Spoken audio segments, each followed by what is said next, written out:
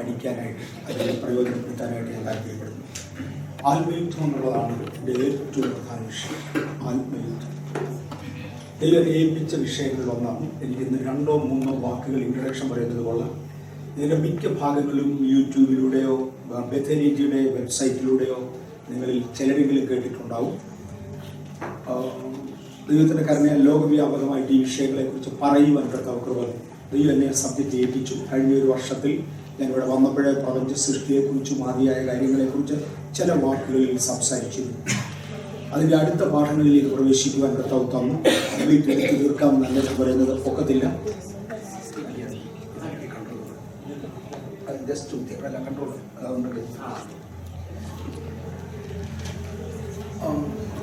നമുക്ക് കിട്ടാവുന്ന അത്രയും വിവരങ്ങൾ ആത്മയുദ്ധം എന്ന വിഷയത്തെക്കുറിച്ച് അല്പം കൂടെ ഗൗരവമായ രീതിയിൽ സീരിയസ് ആയ രീതിയിൽ എടുത്തു വരാൻ ഞാൻ താല്പര്യപ്പെടുന്നു.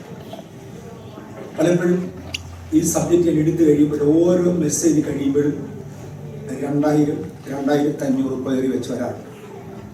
കാരണം ലോകത്തിൻ്റെ പല രാജ്യങ്ങളിൽ നിന്നും ഏതാണ്ട് 200ഓളം രാജ്യങ്ങളിൽ നിന്നൊക്കെ ഫീഡ്ബാക്ക് കിട്ടാറുണ്ട്.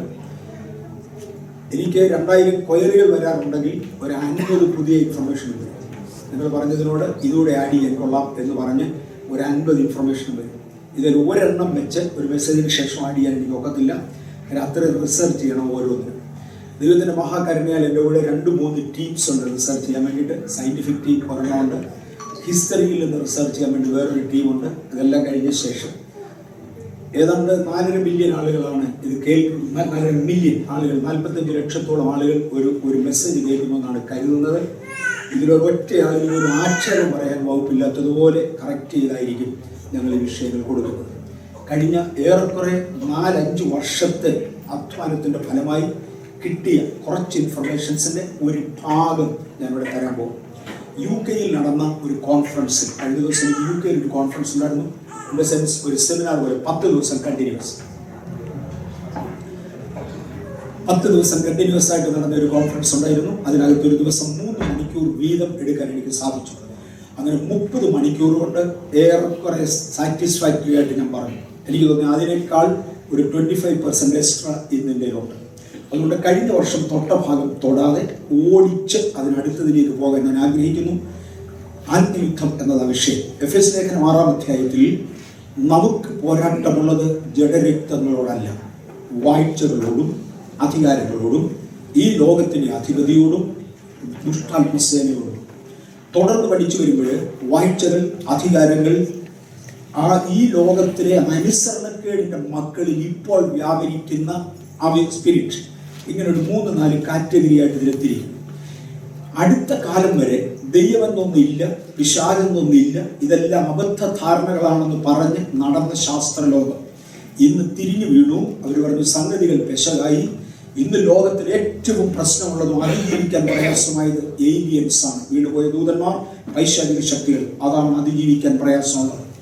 ഭൂലോകത്തിൽ ഇന്ന് ജീവനോടിരിക്കുന്ന ശാസ്ത്രജ്ഞന്മാരിൽ തിയറിറ്റിക്കൽ ഫിസിക്സിൽ ഏറ്റവും ഉന്നതൻ എന്ന് വിശ്വസിക്കപ്പെടുന്ന സ്റ്റീഫൻ ഹോക്കിൻസ് 2 വർഷം മുമ്പേ പറഞ്ഞൊരു പ്രസ്താവന. ഐ റിപ്പീറ്റ്, 2 വർഷം മുമ്പേ. ഒന്നുകൂടെ ആവർത്തിക്കാം. 2015 ജനുവരി മാസം 7-ാം തീയതി അദ്ദേഹം പറഞ്ഞൊരു പ്രസ്താവന എടുക്കാൻ പോകും. 2 വർഷം ആയില്ല, 1 വർഷം കഴിഞ്ഞതേ ഉള്ളൂ.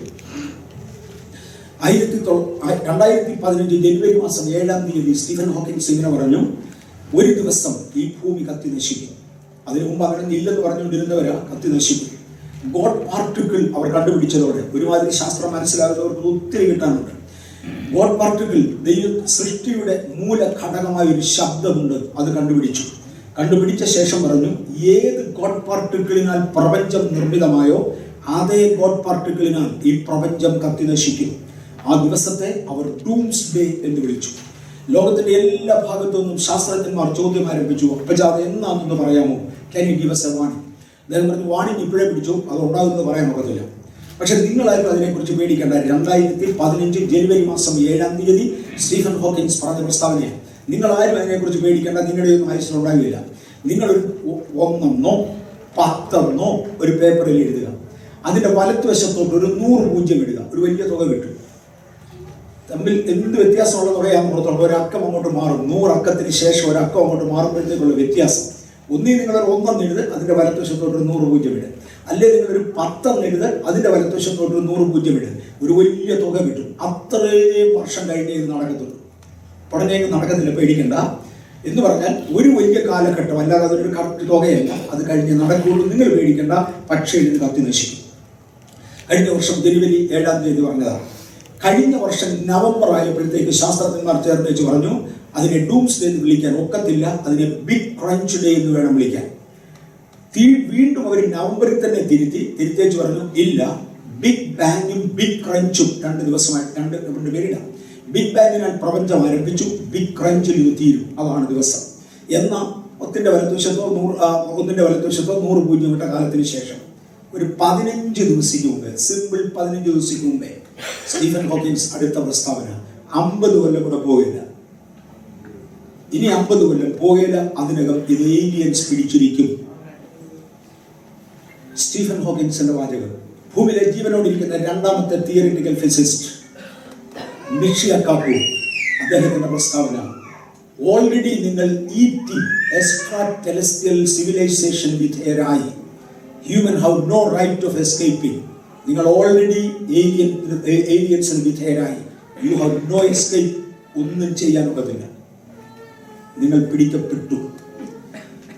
ഒരാളൊരു സംശയം ചോദിച്ചപ്പോൾ അയാൾ തിരിച്ചിങ്ങോട്ട് ചോദിച്ചത്, നീ റോക്ക് ആൻഡ് റോൾ പാട്ട് പാടുമോ? റോക്ക് മ്യൂസിക്സ് നീ പാടാറുണ്ടോ? ഉണ്ട്. നിന്നോട് ആരും പറഞ്ഞു പാടാൻ? അത് ഏലിയൻസിന്റെ വകയാണ്. അത് പാടിയതോടെ നീ അതിനെ അംഗീകരിച്ചു. You cannot escape, you have no way, you can do anything. അദ്ദേഹത്തിന്റെ വാചകമാണ്. കഴിഞ്ഞ വർഷം 2015 റോയൽ ഫാമിലി ഓഫ് സയന്റിസ്റ്റ് ഒരുമിച്ച് കൂടി അവരുടെ ഒരു കോൺഫറൻസ് നടത്തി ലണ്ടനിൽ. 3000 ശാസ്ത്രജ്ഞന്മാർ ഒരുമിച്ച് ചേരുന്ന, ലോകത്തിലെ ടോപ്പ് സയന്റിസ്റ്റ് ഒരുമിച്ച് ചേരുന്ന ഒരു ഗ്രൂപ്പാണ് റോയൽ ഫാമിലി ഓഫ് സയന്റിസ്റ്റ്. അവർ ഒരുമിച്ച് അവരുടെ ആനുവൽ കോൺഫറൻസ് നടത്തി. 15 മണിക്കൂർ നീണ്ടു നിന്ന കോൺഫറൻസിൽ ഒറ്റ ചിന്താ വിഷയമേ ഉള്ളായിരുന്നു, how to escape from aliens. ഞാൻ സാധാരണഗതിയിൽ നമ്മുടെ കാര്യമല്ല പറയുന്നത്, ഞാൻ പറയുന്നത് ആ ടോപ്പ് ലെവലാണ്. വേദപുസ്തകം ഇതിനെക്കുറിച്ച് ഒന്ന് പറഞ്ഞു, നമുക്കൊരു പോരാട്ടമുണ്ട്. നമുക്ക് പോരാട്ടമുള്ളത് ജഡരക്തങ്ങളോടല്ല, വാഴ്ചകളോടും അധികാരങ്ങളോടും. ശാസ്ത്രത്തിന്റെ ഭാഷയിൽ അതിനെ ഏലിയൻസ് എന്ന് വിളിക്കും, ബൈബിളിന്റെ ഭാഷയിൽ അതിനെ പിശാചെന്ന് വിളിക്കും. അതിനെ തന്നെ വാഴ്ചകളും അധികാരങ്ങളുമായി വേർതിരിക്കും. നമുക്ക് അതിനോടൊരു പോരാട്ടമുണ്ട്, നമ്മൾ ജയിക്കും. എല്ലാവരും അല്ല, കർത്താവ് തെരഞ്ഞെടുത്ത ചിലർ.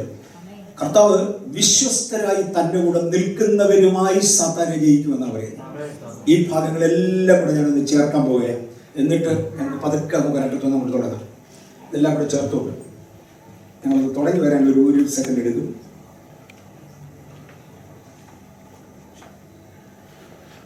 ഏലിയൻസ്. ഈ കാണുന്ന ഒരു സംവിധാനം എന്ത് വർക്കിയെന്ന് നോക്കട്ടെ. ഈ കാണുന്ന ഒരു സംവിധാനം സ്റ്റീഫൻ ഹോക്കിൻസ് ഉണ്ടാക്കിയിരിക്കുന്ന സംവിധാനം. നമ്മുടെ തൊട്ടടുത്തുള്ള ഒരു നക്ഷത്രമണ്ഡലത്തിന്റെ പേരാണ് ആൽഫ സെഞ്ചുറി സ്റ്റാർസ്. അത് വേറൊരു ഗാലക്സി, ആൽഫ സെഞ്ചുറി ഗാലക്സി. ശാസ്ത്രജ്ഞന്മാരുടെ ഇന്നത്തെ നോട്ടത്തിൽ ഏറ്റവും കൂടുതൽ ദോഷം ചെയ്യുന്ന ഏലിയൻസ് പാർക്കുന്നത് ആൽഫ സെഞ്ചുറി ഗാലക്സിയിലാണ്. നക്ഷത്രങ്ങളിൽ പാർക്കുന്ന ശക്തികൾ. ഇതൊക്കെ ഇപ്പോഴേ ഇവന്മാരൊക്കെ സമ്മതിച്ചു തുടങ്ങി. ഇതുവരെ ഒരെണ്ണം സമ്മതിക്കില്ല, ദൈവം രാജ്യവും ഒന്നുമില്ലെന്ന് പറഞ്ഞ് നടന്നതാ. പെട്ടെന്ന് ഉണർന്നു. ഈ ഗാലക്സിയിൽ നിന്ന് ഭൂമിയിലേക്ക് വരുവാനുള്ള ദൂരം ഒരു ചന്ദ്രനിൽ പോയ വേഗതയുള്ള ഒരു റോക്കറ്റ് ഇവിടുന്ന് പോയാൽ 30,000 വർഷം കഴിയാമെന്നല്ല. ഭൂമിയിൽ നിന്ന് ഈ ഗോളത്തിൽ എത്തേണ്ടതിന്, ഈ നക്ഷത്രമണ്ഡലത്തിൽ എത്തേണ്ടതിന് 30,000 വർഷം യാത്ര ചെയ്യും. പക്ഷേ സ്റ്റീഫൻ ഹോക്കിൻസ് ഡെവലപ്പ് ചെയ്തിരിക്കുന്ന ഒരു പുതിയ റോക്കറ്റ്, ഒരുപാട് റോക്കറ്റുകളാണ് ഈ കാണുന്നത്. ഈ റോക്കറ്റിന് അവിടെ ചെല്ലാൻ 20 വർഷമേ എടുക്കുള്ളൂ. 3000 ഇവിടെ കിടക്കുന്നു, 20 വർഷം ഇവിടെ കിടക്കുന്നു. ഈ ടെക്നോളജി അദ്ദേഹത്തിന് ആര് കൊടുത്തു? ഇന്ന് വരെ ഭൂമിയിൽ ഇതെല്ലാം പറഞ്ഞിട്ടില്ല. ഏലിയൻസിന്റെ കയ്യിൽ നിന്ന് കിട്ടിയ ടെക്നോളജിയാണ്. ലോഞ്ച് ചെയ്ത ശേഷം അദ്ദേഹത്തിന് ചെലവാക്കിയിരിക്കുന്നത് ഒരൊറ്റ ശാസ്ത്രജ്ഞൻ, ഒരൊറ്റ റഷ്യക്കാരൻ ഇതിന് കൊടുത്തിരിക്കുന്നത് $100 ബില്യൺ ഈ ഒരു പ്രൊജക്റ്റിന് വേണ്ടി. അങ്ങനെ ഒരുപാട് പേര് കൊടുത്തു. ഫേസ്ബുക്കിന്റെ ഓണർ, ഫേസ്ബുക്ക് യൂസ് ചെയ്യുന്നവരായിട്ട് ഇരിക്കുന്ന ഒരുപാട് പേര്, ഫേസ്ബുക്കിന്റെ ഓണർ ഇതിനെ കണ്ടമാനം സപ്പോർട്ട് ചെയ്യുന്നുണ്ട്. സ്റ്റീഫൻ ഹോക്കിൻസും അദ്ദേഹവും ചേർന്നാണ് ഈ പ്രോജക്ട് ബേസിക്കലി ഓർഗനൈസ് ചെയ്യുന്നത്. ലോകത്തിലെ ഇന്ത്യ ഉൾപ്പെടെ 100-ലധികം രാജ്യങ്ങൾ ഇതിനു വേണ്ടി പൈസ കോൺട്രിബ്യൂട്ട് ചെയ്യുന്നു. ഇവർ ഒരുമിച്ച് ഈ സജ്ജീകരണങ്ങൾ മുഴുവനുമാക്കിയ ശേഷം ഒരു 15 ദിവസം മുമ്പേ ഇനി ഒന്നും ചെയ്യാൻ ഒക്കുകയില്ല എന്ന് സ്റ്റീഫൻ ഹോക്കിൻസ് പറഞ്ഞതോട് ചേർന്ന് അദ്ദേഹം പറഞ്ഞൊരു പദമാണ്, ഞങ്ങളെല്ലാം റെഡിയാക്കിയിട്ടുണ്ട്, ലോഞ്ച് ചെയ്തിട്ടുണ്ട്, പക്ഷേ അങ്ങോട്ട് ഫയർ ചെയ്തിട്ടില്ല. കാര്യം ഈ റോക്കറ്റ് അവിടെ ചെല്ലുമോ എന്നൊരു സംശയം. ഏലിയൻസ് സംബന്ധിച്ചെങ്കിലേ അവിടെ കയറാൻ ഒക്കെയുള്ള അല്ലേ ഇതിനെ ഡൈവേർട്ട് ചെയ്യും. അതുകൊണ്ട് ചെല്ലുമോ എന്ന് ഞങ്ങൾക്ക് അറിഞ്ഞുകൂടാ. അതാണ് സിറ്റുവേഷൻ. ഞാൻ പതുക്കെ ഒരു അറ്റത്ത് നിന്ന് തുടങ്ങാൻ പോവുകയാണ്. കഴിഞ്ഞ പ്രാവശ്യം പറഞ്ഞ പോലെ തന്നെ ഒറിജിൻ ഓഫ് ഏലിയൻസിൽ നമ്മൾ തുടങ്ങുക. എവിടെ നിന്നാണ് ഏലിയൻസ് ആരംഭിക്കുന്നത്? ഈ ശക്തികൾ എവിടെ നിന്നുണ്ടായി? ഇതിനുവേണ്ടി നമ്മൾ ആധാരമായി ദൈവം പ്രപഞ്ചത്തെ സൃഷ്ടിച്ചു. ദൈവത്തിന്റെ വാക്കിനാൽ അതിനെ സൃഷ്ടിച്ചു. Visible items and invisible item, ദൃശ്യമായതും അദൃശ്യമായതും ദൈവം സൃഷ്ടിച്ചു. ബൈബിളും സയൻസും ഒരുമിച്ച് ഈ കാര്യങ്ങളിൽ ഇന്ന് എഗ്രി ചെയ്ത് കഴിഞ്ഞു. God created angels and few became God's enemy rather than aliens. ഇതിന്റെ ആരംഭത്തെ കുറിച്ച് പറഞ്ഞതാണ്.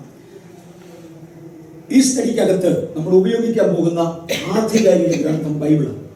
ബൈബിളിന്റെ വിശദീകരണങ്ങൾക്ക് വേണ്ടി നമ്മൾ പലതിനെയും തേടിപ്പോകും. ഒന്ന് ഫൗണ്ടേഷണൽ ഡോക്യുമെന്റ് ബൈബിളാണ്. We shall use scientific facts for our support. Opinion of the leading scientists and great men that will make us easy to understand.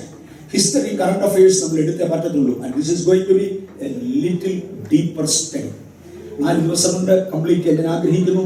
എവിടെയാണ് യുദ്ധം എന്ന് കണ്ടുപിടിക്കാനാണ്. കുഞ്ഞാട് തന്നോട് കൂടെയുള്ള വിശ്വസ്തരായ വ്യക്തികളുമായി ചേർന്ന് സാത്താൻ വിജയിക്കും. ഈ യുദ്ധത്തിൽ വിശ്വസ്തരായി മാത്രമേ അത് കൊള്ളത്തുള്ളൂ. കുഞ്ഞാടിനോട് ചേർന്ന് നിൽക്കുന്നവർ മാത്രം. എന്നിട്ട് രാജ്യം പിതാവിനെ ഏൽപ്പിക്കും. തന്നോട് കൂടെ യുദ്ധം ചെയ്തവരോട് വരുവീൻ, എന്നോടുകൂടെ സിംഹാസനങ്ങളിൽ ഇരുന്ന് നമുക്കിതിനെ ഭരിക്കാം. ഇത് കഴിഞ്ഞ പ്രാവശ്യം എടുത്തത് ഉൽപ്പത്തി പുസ്തകം 1-ാം അധ്യായത്തിന്റെ 1-ാമത്തെ വാക്യത്തിൽ ആദിയിൽ ആകാശവും ഭൂമിയും സൃഷ്ടിച്ചു. ഇതിനകത്ത് ആൻഡ് എന്ന പദം പല ആവർത്തി കാണാം.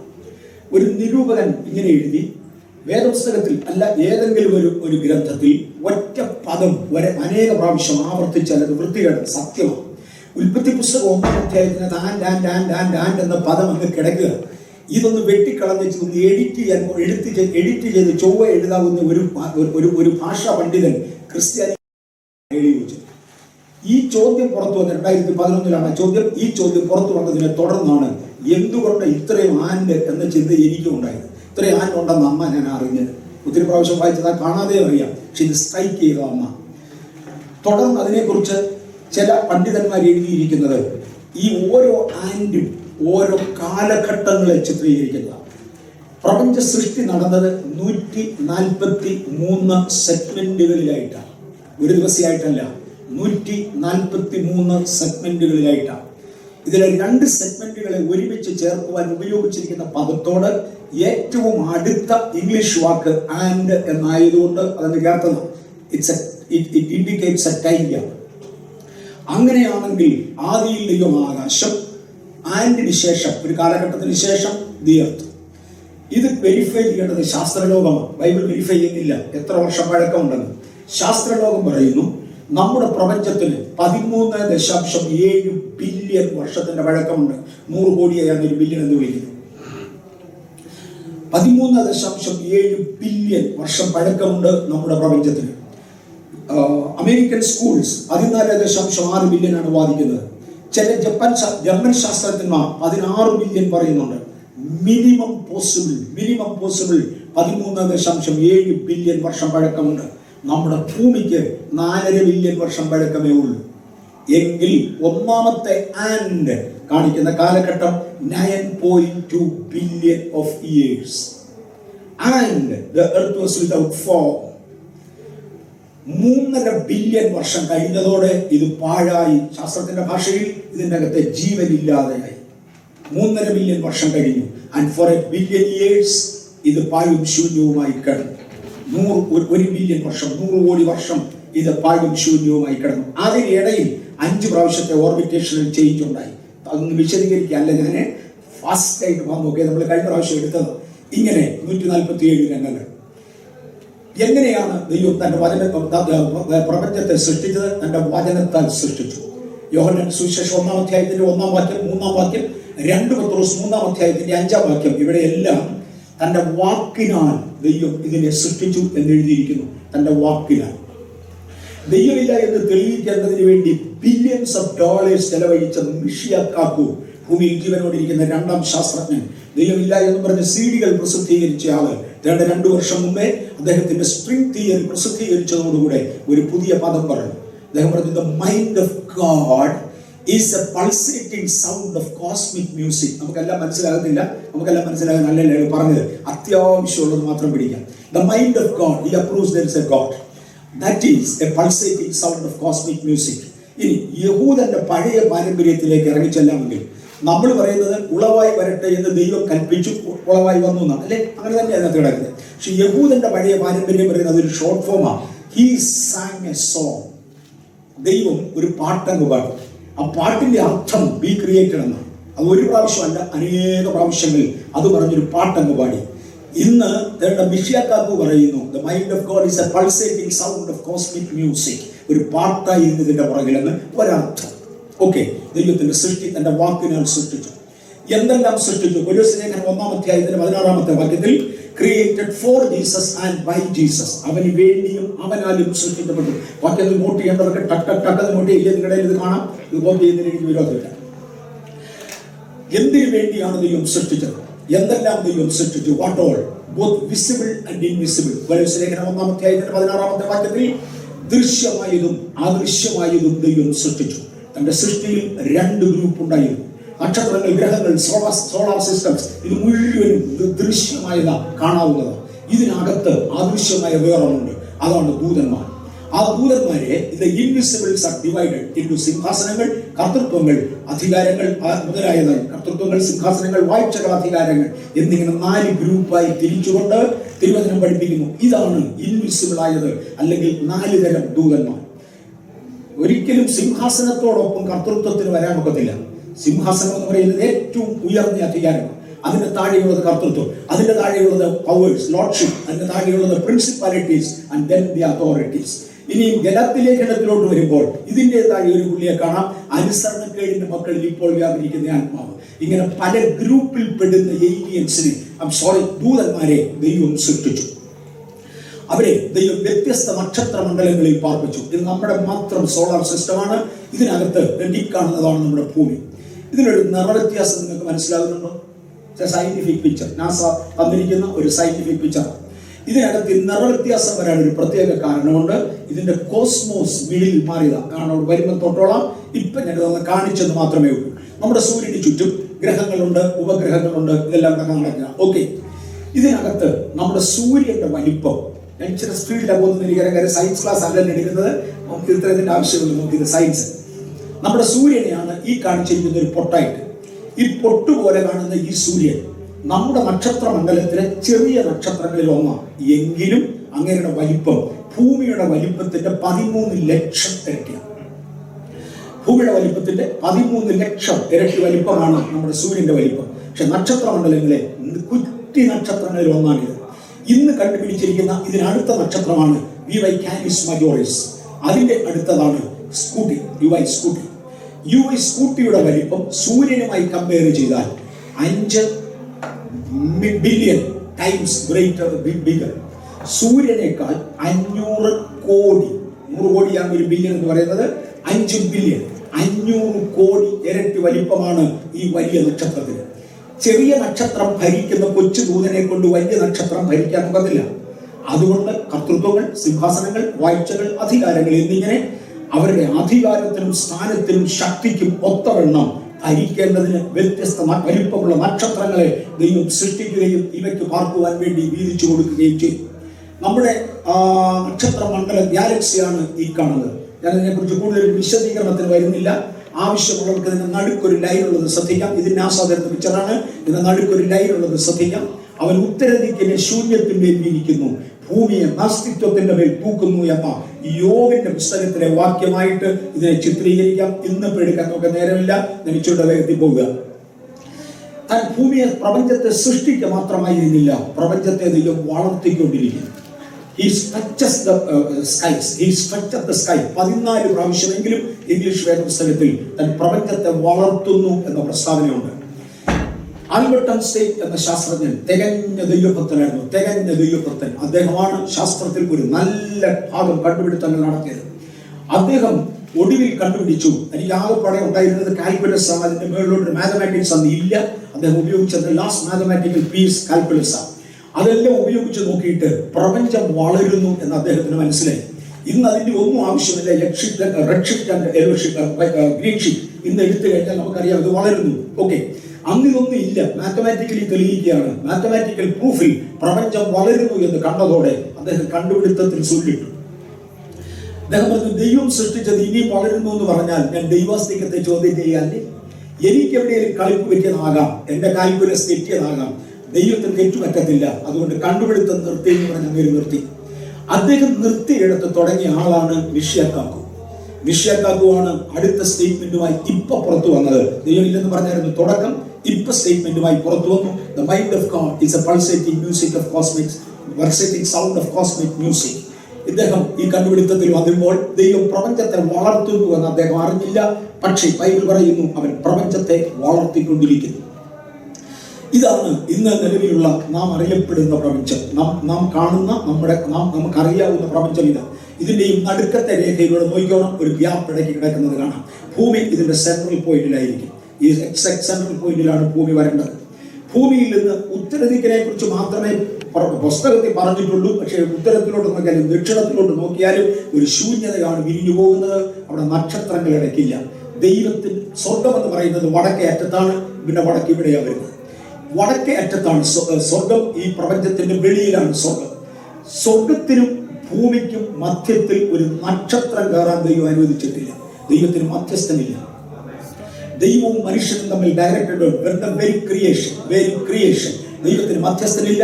ദൈവത്തിന് മനുഷ്യനിടയിൽ ഒരു ദൂതൻ പോലും കയറുവാൻ, ഒരു നക്ഷത്രം പോലും കയറുവാൻ അനുവാദമില്ലാത്ത പ്രപഞ്ചത്തിൽ ദൈവം നമ്മെ സൃഷ്ടിച്ചു. ഓക്കെ, ഇത്തരത്തിനെ ശൂന്യത്തിൽ മേൽ വിരിച്ചിരിക്കുന്നു. ഇതിന്റെ എല്ലാം ഉപരി അധികാരിയായി, പരമാധികാരിയായി, നിത്യനായി ദൈവം ഇരുന്നു ഭരിക്കുക. കൊലോസ്യലേഖനം 1-ാം അധ്യായത്തിന്റെ 17-ാമത്തെ വാക്യത്തിൽ all things were created by him and for him. സകല നക്ഷത്രങ്ങളും സകല ഗ്രഹങ്ങളും ഉപഗ്രഹങ്ങളും അതിലെ ജീവികളും സകലതും തന്റെ കാൽക്കീഴായിരിക്കേണ്ടതിന്, സകലത്തിനും മീതെ ദൈവമായിരിക്കേണ്ടതിന് ക്രിസ്തുവിന് വേണ്ടി പ്രപഞ്ചം സൃഷ്ടിക്കപ്പെട്ടു. അതിനകത്തുള്ള ദൃശ്യവും അദൃശ്യവുമായ സകലതും. ഇനി നമ്മൾ പോവുകയാണ് സൃഷ്ടിയെ കുറിച്ച് ഒന്ന് തൊടുക. ശാസ്ത്രം മനസ്സിലാകുന്നവരുടെ പ്രയോജനത്തിന് വേണ്ടി. 10ാം ക്ലാസ് എങ്കിലും ഉണ്ടെങ്കിൽ ഒരുമാതിരി മനസ്സിലാകും.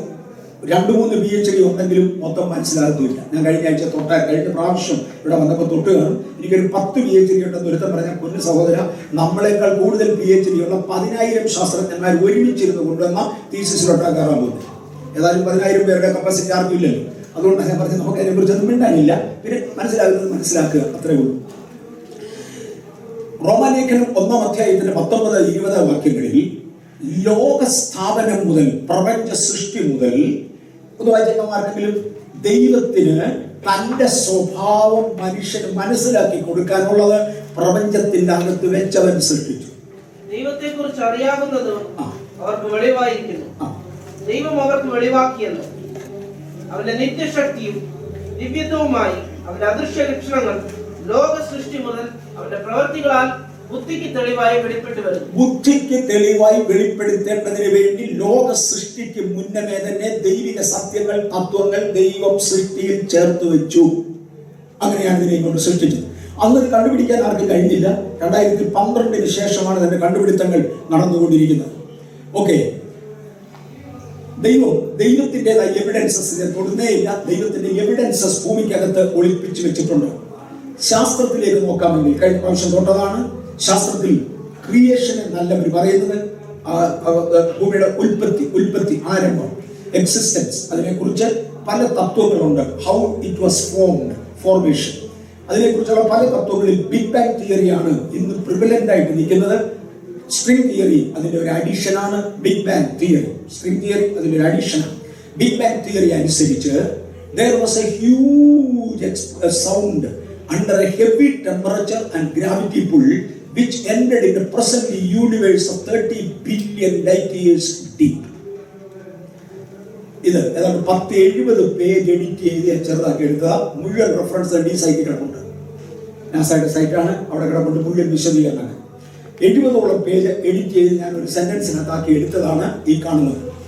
ഒരു മൈക്രോ പോയിന്റ് എന്ന് പറഞ്ഞാൽ കാണാൻ ഒരിക്കലും സാധ്യമല്ലാത്ത അത്രയും ചെറിയ ഒരു പോയിന്റിൽ നിന്ന് ഒരു ശബ്ദം പുറപ്പെട്ടു. ആ ശബ്ദം വളർന്നാണ് ഇന്ന് കാണുന്ന പ്രപഞ്ചമായി മാറിയത്. ഇതാണ് അതിന്റെ രത്നച്ചുരുക്കം. ആ ശബ്ദത്തിന് തന്നെ വലിപ്പം കാണും. അത്രയും വലിയൊരു ശബ്ദം ഉണ്ടാകുന്നത് മിഷിയാക്കാക്കു അദ്ദേഹത്തിന്റെ തിയറിയിൽ ഇത് പറഞ്ഞിട്ടുണ്ട്. 2 പത്രോസ് 3-ാം അധ്യായത്തിന്റെ 10-11 വാക്യങ്ങളിൽ ദൈവത്തിന്റെ വചനത്താൽ ഇത് സൃഷ്ടിക്കപ്പെട്ടുവെന്നും ഈ ആകാശം തിരിച്ചഴിയുമ്പോൾ, ഈ ഭൂമി തിരിച്ചഴിയുമ്പോൾ മുമ്പേ പറഞ്ഞ 3 കാര്യങ്ങളും വെളിയിൽ വരുമെന്ന് എഴുതിയിട്ടുണ്ട്. വേറൊരു ഭാഷയിൽ ബിഗ് ബാങ് തിയറിയെ വേറെ പുസ്തകം ഇൻഡയറക്ട്ലി സപ്പോർട്ട് ചെയ്യും.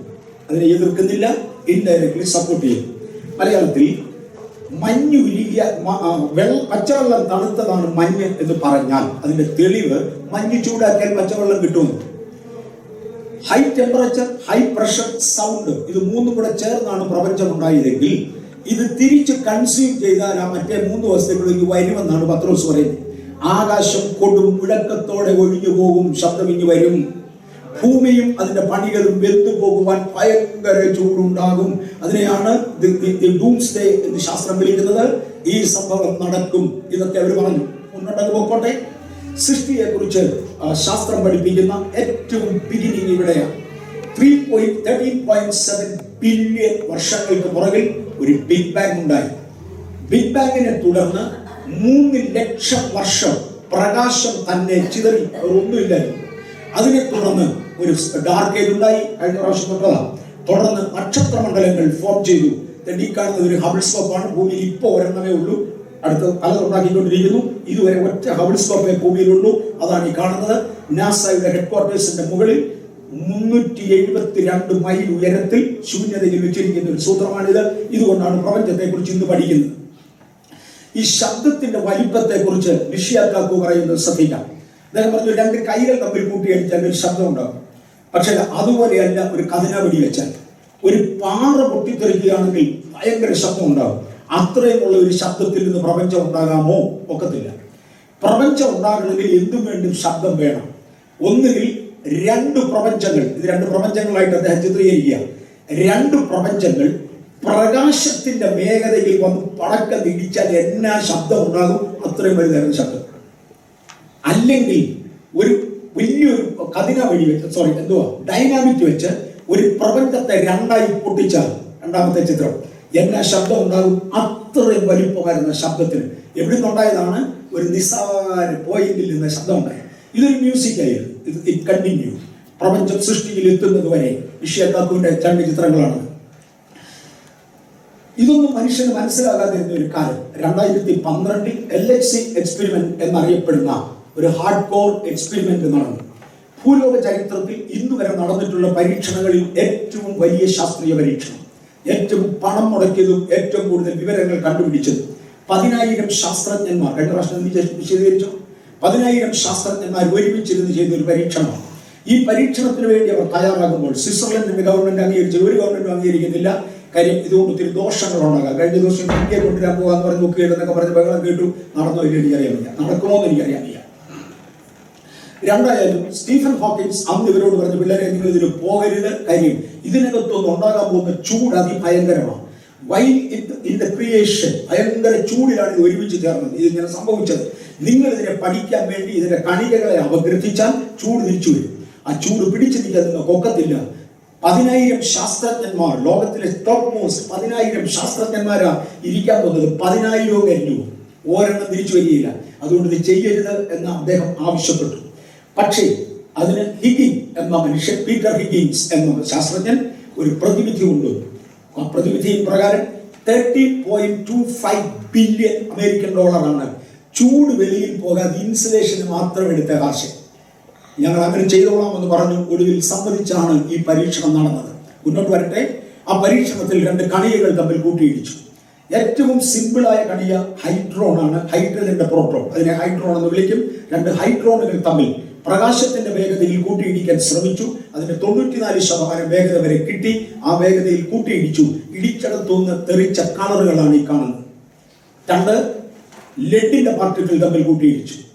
ലെഡിന്റെ പ്രോട്ടോൺസ് വളരെ കോംപ്ലക്സ് ആണ്. ലെഡിന്റെ സ്ട്രക്ചർ, അതിന്റെ പ്രോട്ടോൺസ് തമ്മിൽ കൂട്ടിയിടിച്ചു. കിട്ടിയ കളറാണ് നിങ്ങൾ കാണുന്നത്. അതിന്റെ വിവിധ സ്റ്റേജുകൾ ഇവിടെ കാണാം. എന്തിന്? ഒരു ഒരു ഒരു ഒരു ഒരു ബിഗ് ബാങ് നടന്നു.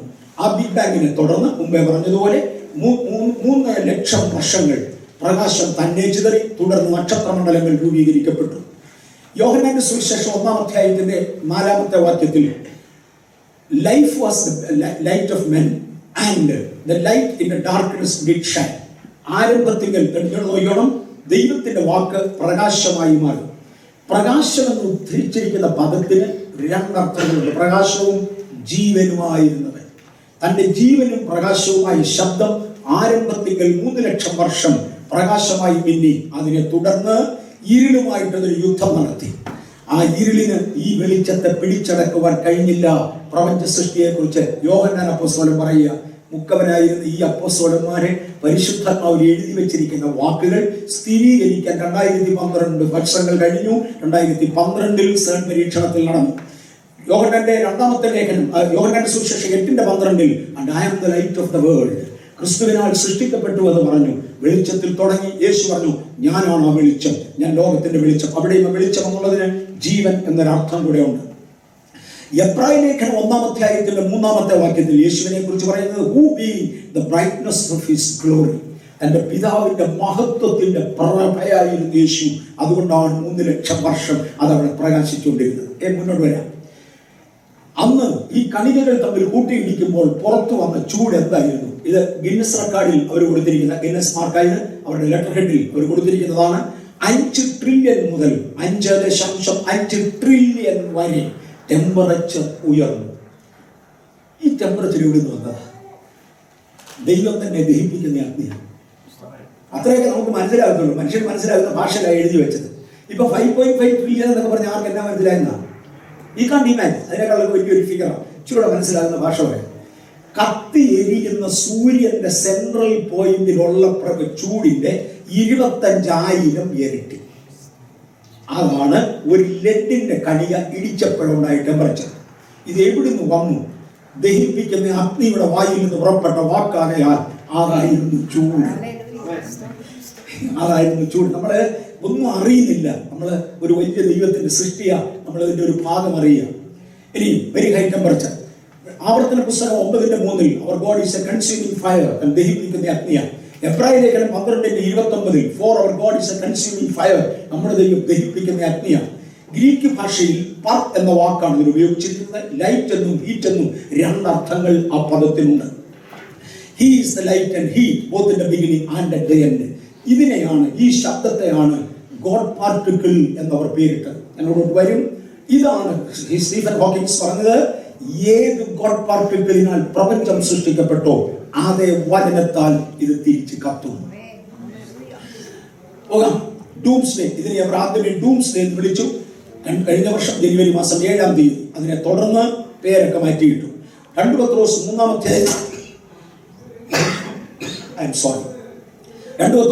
അധ്യായത്തിന്റെ 7, 10, 11 വാക്യങ്ങളിൽ ഈ കാര്യം ആവർത്തിക്കുന്നു. ദൈവത്തിന്റെ കാര്യങ്ങൾ ആവർത്തിക്കുന്നു. ദാനിയേൽ പ്രവചനം 7:9, 10 വാക്യങ്ങളിൽ അവന്റെ സിംഹാസനം ജ്വലിക്കുന്ന തീയും അവന്റെ രഥചക്രങ്ങൾ അഗ്നി ദീപങ്ങളുമാണ്. They are the flames, ജ്വലിക്കുന്ന ജ്വാലകളുമാണ്. 2 തെസ്സലോനിക്കർ 1-ാം അധ്യായത്തിന്റെ 8-ാമത്തെ വാക്യത്തിൽ in the flaming fire taking ഈ ഡൂംസ്ഡേ വരുമ്പോൾ ഇതേ ചൂട് കൊണ്ട് ലോകത്തെ ന്യായവിധിക്കും. ഈ ചൂടിലാണ് ഇത് സൃഷ്ടിച്ചത്. ഇതേ ചൂടിൽ ലോകത്തെ ന്യായവിധിക്കും തെസ്സലോനിക്ക ലേഖനത്തിൽ വരുമ്പോൾ. സൺ പരീക്ഷണത്തിൽ നിന്ന് 7 കൂട്ടം പ്രധാന കാര്യങ്ങൾ കണ്ടുകിട്ടി. ഞാനിത് ഓരോന്നും തൊട്ടാൽ ഒത്തിരി സമയം പോകും. ഒറ്റ ചാട്ടം കാര്യം പോകത്തേ ഉള്ളൂ. 7 കൂട്ടം പ്രധാന കാര്യങ്ങൾ സൺ പരീക്ഷണത്തിൽ കണ്ടുകിട്ടി. ഈ ഉണ്ടായ ശബ്ദത്തിന്റെ പ്രത്യേകത, ആ ശബ്ദത്തെ കുറിച്ച് പറയുന്നത് വാട്ട് ഈസ് ഇക്കോസം. അങ്ങനെ പോയാൽ കഴിഞ്ഞ പ്രാവശ്യം കേൾക്കാത്തവർക്ക് മനസ്സിലാകത്തില്ല. പീറ്റർ ഹിഗിൻ എന്ന ശാസ്ത്രജ്ഞനാണ് ഇതിന്റെ ഏറ്റവും പ്രധാനപ്പെട്ട ഇനീഷ്യേറ്റീവ് എടുത്തത്. ആകയാൽ ഈ കണ്ടുപിടുത്തത്തിൽ ലഭിച്ച റിസൾട്ടിനെ ഇക്കോസം എന്ന് അദ്ദേഹം വിളിച്ചു. ഒരു ശബ്ദമാണ് ഇതിന്റെ പിന്നിൽ എന്ന് പറഞ്ഞു. ഈ കണ്ടുപിടുത്തത്തെ ഇക്കോസം എന്ന ആ ശബ്ദത്തെ അദ്ദേഹം വിളിച്ചു. കാര്യം പീറ്റർ ഹിഗിൻ കണ്ടുപിടിച്ചതിനാൽ, അല്ലെ അദ്ദേഹം ഇനീഷ്യേറ്റീവ് എടുത്തതിനാൽ അദ്ദേഹത്തിന്റെ പേരിനോട് ചേർന്നു. സ്റ്റീഫൻ ഹോക്കിൻസ് അദ്ദേഹത്തോട് പറഞ്ഞു, നീ അങ്ങനെ വിളിക്കരുത്, നീ ആ കണ്ടുപിടിച്ചതെന്ന് ഞങ്ങളൊക്കെ അപ്രീഷിയേറ്റ് ചെയ്യുന്നു. പക്ഷേ റിലിജിയൻ ഉണ്ടല്ലോ, മതങ്ങൾ, അവർ പറയുന്നത് ദൈവം ഉണ്ടാക്കിയതാണ്. അപ്പൊ നിന്റെ ദൈവം എന്ന് പറഞ്ഞാൽ ഇത്ര ഉള്ളടാന്ന് പറയാൻ ഈ ശബ്ദത്തിന് നീ അല്ലെങ്കിൽ ഈ എനർജിക്ക് നീ ഗോഡ് പാർട്ടിക്കിൾ എന്ന പേര് സമ്മതിക്കണം. അങ്ങനെ ദൈവത്തെ കളിയാക്കാൻ ഇട്ട പേരാണ് God particle. The original name is Higbosom. ഹിഗ്ബോസത്തിന് എന്ന് പറഞ്ഞാൽ എന്താണ്? It's an elementary particle in nature. It's a field of energy having parity with no spin, no electrical charge or no color charge. It gives mass to all particles. It couples the other particles together, known as the fermion. That means it is holding things together. ഇതൊക്കെ ഒരു 10-20 പേര് ഒന്ന് ചെടിറ്റ് ചെയ്തതാണ് ഇത് ഇങ്ങനെ ഒരു സെന്റൻസിൽ കൊണ്ടുവരാൻ വേണ്ടി. അടുത്തത് it solve many of the puzzles. ശാസ്ത്രജ്ഞന്മാരുടെ ഇടയിലുണ്ടായിരുന്ന ഒരുപാട് പസിലുകൾ ഇതുകൊണ്ട് മാറി. പക്ഷേ it give doubt. Multiple bosoms ഇതിനകത്തുണ്ടെന്നൊരു തോന്നൽ, ഒന്നിലധികം ശബ്ദങ്ങൾ ഉണ്ടെന്നൊരു തോന്നൽ, ഇതൊരു സംശയമായി കിടക്കുന്നു. നിൽക്കട്ടെ, ഇവിടെ പറഞ്ഞു it's an elementary particle in nature. It's a field of energy having parity, no spin, no electrical charge or no colour charge. ഈ വാക്കിൽ നിന്ന് ഇതൊരു എനർജിയാണ്. ഇതിന്റെ പ്രത്യേകതകൾ, ഈ പ്രത്യേകതകൾ എടുത്താൽ ഇത് ശബ്ദമാണെന്ന് ഫിസിക്സിന്റെ ബേസിക് അറിയാവുന്നറിയാമല്ലോ. സൗണ്ട് ഒരു ശബ്ദമാണ് ഇതിന് കാരണമായി തീർന്നത്. It's an energy, it's A sound. അവർക്ക് 7 കൂട്ടം കാര്യങ്ങൾ കണ്ടുപിടിച്ചു. അതിന്റെ അപ്പുറത്ത് ഒരു ഡൗട്ടും ഉണ്ടായി. ഒന്ന്, it's a field of energy പറഞ്ഞു കഴിഞ്ഞു. 2, it's A elementary particle in nature. പ്രപഞ്ചം മുഴുവനും ഉത്ഭവിക്കാൻ കാര്യം ഇത് തന്നെയാണ്. 3, ആൻഡ് ഇറ്റ് ഗീവ്സ് ലൈറ്റ്. ഇത് ആദ്യമേ പ്രകാശമാണ് കൊടുത്തത്. 4, it give mass to all particle. സകല പാർട്ടിക്കിളിനും മാസ് കൊടുക്കുന്നത്. മാസ് എന്ന് പറഞ്ഞാൽ എന്തോ anything that occupies space. Weight എന്ന് പറയാം, സ്പേസ് ഓക്യുപൈ ചെയ്യുന്ന എന്തും. It give mass to everything in the universe, and it couples the other particles together called fermion. സംഗതികളെ തമ്മിൽ ഒന്നിച്ച് പിടിച്ചു നിർത്തും. അതൊരു ഭയങ്കര സ്റ്റേറ്റ്മെന്റ്. അവിടെ വരുമ്പോൾ ഞാൻ പറയാം. സംഗതികളെ തമ്മിൽ ചേർത്ത് പിടിച്ചു നിർത്തുന്ന ഒരു ഇഫക്റ്റ് ഈ ശബ്ദത്തിനുണ്ട്. ആ ശബ്ദം കൊണ്ടാണ് എന്തെങ്കിലും തമ്മിൽ ആകർഷിച്ച് നിൽക്കുന്നത്. അത് ശാസ്ത്രപരത്തിന് കൊടുക്കുന്ന പേര് ഫെമിയോൺ ഇഫക്റ്റ് ആണ്. It had very high temperature and there is a doomsday that is forecasted. ഇതേ ടെമ്പറേച്ചറിൽ പ്രപഞ്ചം കത്തി നശിക്കും. ഒടുവിലൊരു ഡൗട്ട് ഉണ്ട്. It's a multiple hittings within, multiple പല ശബ്ദങ്ങൾ ഒരുമിച്ച് ചേർന്ന ഈ സൈറ്റുകളിൽ കിടപ്പുണ്ട് ഈ വിവരങ്ങൾ മുഴുവനും. അടുത്തത് it's a field of energy. യോഹന്നാന്റെ സുവിശേഷം 1-ാം അധ്യായം 1 മുതൽ 5 വരെയുള്ള വാക്യങ്ങളിലും, 2 പത്രോസ് 3-ാം അധ്യായം 5-ഉം 7-ഉം വാക്യങ്ങളിലും, 1 കൊലോസ്യ ലേഖനം 1:16-ലും, എബ്രായ ലേഖനം 11:3-ലും, യോഹന്നാൻ 1:14-ലും, യോഹന്നാൻ 1 മുതൽ 14 വരെയുള്ള വാക്യങ്ങൾ ചേർത്ത് വായിച്ചാലും എബ്രായ ലേഖനം 1:2-ലും ഇത് ദൈവത്തിന്റെ വചനത്താൽ ശബ്ദത്താൽ സൃഷ്ടിക്കപ്പെട്ടു എന്ന് എഴുതിയിരിക്കുന്നു. അത് അങ്ങനെ തന്നെ. അടുത്തത് 2, എലിമെന്ററി പാർട്ടിക്കിൾ. പ്രപഞ്ചത്തിലുള്ള സകലതിന്റെയും കാരണം ഇതാണ്. അത് തന്നെയല്ലേ ബൈബിളിൽ പറയുന്നത്. റോമാലേഖനം 1:19 നമ്മൾ കണ്ടു. The invisible things of God is manifested in the creation. That's it's hidden in the creation. എബ്രായ ലേഖനം 2:10 For whom are all things and by whom are all things created. തനിക്ക് വേണ്ടി തന്നാൽ സൃഷ്ടിക്കപ്പെട്ടതാണ്. ഈ പദം ഭയങ്കര ഗൗരവമാണ്. എബ്രായ ലേഖനം 11-ാം അധ്യായത്തിലെ 3-ാമത്തെ വാക്ക്. The words were framed by the word of God. ഫെമിയോണിനെ കുറിച്ച് പറയുന്നു. ഈ അതിനെ എബ്രായ ലേഖനത്തിന്റെ 11-ാം അധ്യായത്തിൽ ഈ പ്രപഞ്ചത്തെ ഫ്രെയിം ചെയ്തിരിക്കുന്നത് ഈ വചനമാണ്. ആ വാക്കിലാണ് നിൽക്കുമെന്ന് പറഞ്ഞത്. ഞാൻ മുമ്പേ പറഞ്ഞില്ലെങ്കിൽ തിരിച്ചു വരാമെന്ന്. പണ്ട് ഐൻസ്റ്റൈന്റെ ഒരുത്തന്റെ തലയിൽ ഒരു ശാസ്ത്രജ്ഞന്റെ തലയിൽ ആപ്പിൾ വീണപ്പോഴാണ് ഭൂമിക്ക് ആകർഷണ ശക്തിയുണ്ട്, ഗുരുത്വാകർഷണ ശക്തി കണ്ടുപിടിച്ചത്. കാര്യം ആപ്പിളിന് താഴോട്ട് വന്നതുകൊണ്ട്. ആൽബർട്ട് ഐൻസ്റ്റൈന്റെ കാലം വന്നപ്പോൾ അദ്ദേഹത്തിന് ഒരു സംശയം. അങ്ങനെയാണെങ്കിൽ ആകർഷണ ശക്തി കൊണ്ട് ആപ്പിൾ താഴോട്ട് വീണെങ്കിൽ ചന്ദ്രൻ എന്തേ താഴോട്ട് വീഴാത്തത്? ചന്ദ്രൻ ഇങ്ങോട്ട് വരുന്നില്ലല്ലോ, പുള്ളി വട്ടത്തിൽ കറങ്ങുകയല്ലേ ഉള്ളൂ. ഒന്നുകിൽ ആപ്പിളും കൂടെ കറങ്ങണം, അല്ലെങ്കിൽ ചന്ദ്രൻ ഭൂമി വീഴണം. ഇത് രണ്ടും നടക്കില്ല. അങ്ങനെയാണെങ്കിൽ ഇത് കേവലം ആകർഷണ ശക്തി അല്ല, വേറെ ഏതാണ്ട് ഇതിനകത്തുണ്ട്. ഓരോ വസ്തുക്കളെ, ഓരോ സൃഷ്ടികളെ അതാതിന്റെ സ്ഥാനത്ത് ഫ്രെയിം ചെയ്ത് നിർത്തിയിരിക്കുക. അതാണ് ഇതിന്റെ ഈ വാക്ക്. എബ്രായർ 11:3 തന്റെ ശക്തിയുള്ള വചനത്താൽ സകലത്തെയും വഹിച്ചു നിർത്തിയിരിക്കുന്നവൻ. ഫെമിയോൺ, ഫ്രെയിം ചെയ്തിരിക്കുന്ന വാക്ക്. 7 ഡീറ്റെയിലുകൾ ഞാൻ ഓരോന്നോരോന്ന് തൊട്ടങ്ങോട്ടങ്ങ് പോവുക. അടുത്തതിലൊക്കെ മാറാം. മാസ്, ഇതാണ് ഭാരം തരുന്നത്. എന്തിനെങ്കിലും ഭാരം തരുന്നത്. ക്രിസ്തുവിനെ കുറിച്ച് പറയുന്നത് കൊലോസ്യ ലേഖനം 1:17 ഈ കൺസിസ്റ്റഡ് മയ്യലറ്റിക്കകത്ത് ലിറ്ററൽ ട്രാൻസ്ലേഷൻ എന്ന് പറയുന്ന ട്രാൻസ്ലേഷനിൽ വഹിക്കുക എന്നതിന് ഈ പദമാണ് ഉപയോഗിച്ചിരിക്കുന്നത്. ഇതിന്റെ അർത്ഥമാണ് to be composed of or made up of. It's framed up, it's composed.